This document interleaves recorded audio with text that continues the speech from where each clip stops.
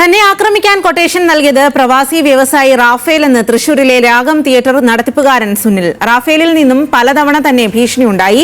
ഭീഷണി സംബന്ധിച്ച് പോലീസിൽ പരാതി നൽകിയിരുന്നെങ്കിലും നടപടിയുണ്ടായില്ലെന്നും രാഗം സുനിൽ പറഞ്ഞു. കൊട്ടേഷൻ കൊടുത്ത വ്യക്തിനെ മാത്രമല്ലേ പിടിച്ചിട്ടുള്ളൂ, കൊട്ടേഷൻ കൊടുക്കാൻ ഏൽപ്പിച്ച വ്യക്തിയുണ്ടല്ലോ. അപ്പോൾ ആ വ്യക്തിനെ എന്തായാലും അറസ്റ്റ് ചെയ്യാതെ കേസ് തീരില്ലല്ലോ. അപ്പോൾ പോലീസുകാർക്ക് അങ്ങനെ ഒരിക്കലും അവസാനിപ്പിക്കാൻ പറ്റില്ലല്ലോ. ഈ സിജോ എന്തിനാണ് കൊട്ടേഷൻ കൊടുത്തത്, സിജോന് എവിടെയാണ് പണം കിട്ടിയത്, എവിടെ നിന്നാണ്, സിജോനോട് ആരാണ് പറഞ്ഞത്? ഞാൻ ഒരു വർഷം മുന്നെയാണ് സിജോനെ കാണുന്നത് തന്നെ.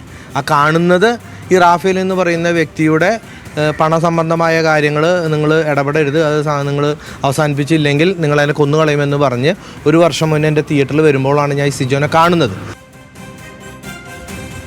ലെവിൻ കെ വിജയനാണ് വിവരങ്ങളുമായി ചേരുന്നത്. ലെവിൻ, എന്താണ് ഇപ്പോൾ ഇക്കാര്യത്തിൽ രാഗം സുനിൽ പറയുന്നത്? പോലീസ് മുന്നോട്ട് കൊണ്ടുപോകുന്ന നടപടികൾ എന്താണ് അദ്ദേഹം വ്യക്തമാക്കുന്നത്?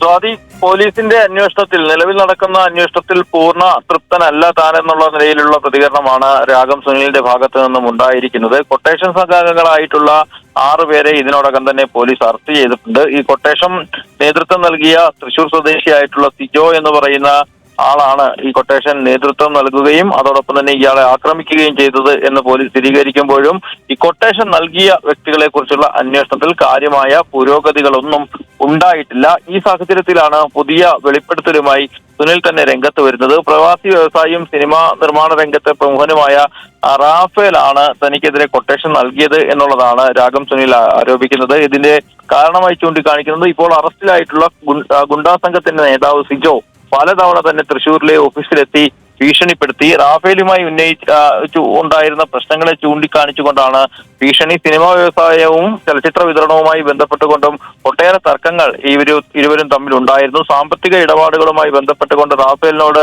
പലതവണ പ്രശ്നങ്ങൾ പരിഹരിക്കണമെന്ന് ആവശ്യപ്പെട്ടെങ്കിലും അതിന് വഴങ്ങിയില്ല. പിന്നീട് നിയമ നടപടികളിലേക്ക് കടക്കുമെന്ന് അറിയിക്കുമ്പോൾ പലതരത്തിൽ സിജോയെ ഉപയോഗിച്ച് ഭീഷണിപ്പെടുത്തുകയാണ് ഉണ്ടായത്.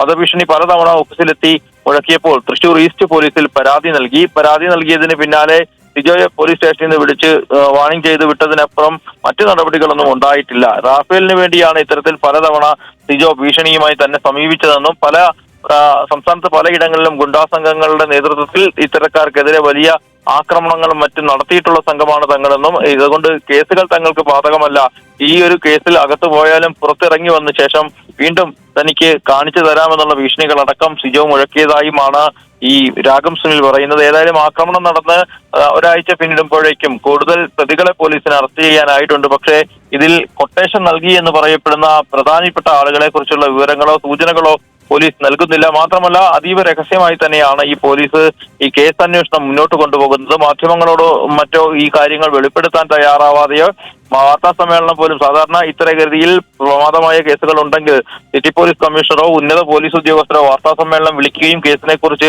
വിശദീകരിക്കുകയും മറ്റും ചെയ്യുന്നതാണ്. ഒരാഴ്ച പിന്നീടുപോലും അക്കാര്യത്തിൽ പ്രതികളെ അറസ്റ്റ് ചെയ്തിട്ടും പോലീസിന്റെ ഭാഗത്തു നിന്നും ഇത്തരം സമീപനങ്ങളൊന്നും ഉണ്ടാകുന്നില്ല. ഈ സാഹചര്യത്തിലാണ് നിലവിൽ അന്വേഷണത്തിൽ അതൃപ്തി രേഖപ്പെടുത്തി രാഗം സുനിൽ തന്നെ മുന്നോട്ട് വന്നിരിക്കുന്നത്. സ്വാതി. ശരി ലെവിൻ.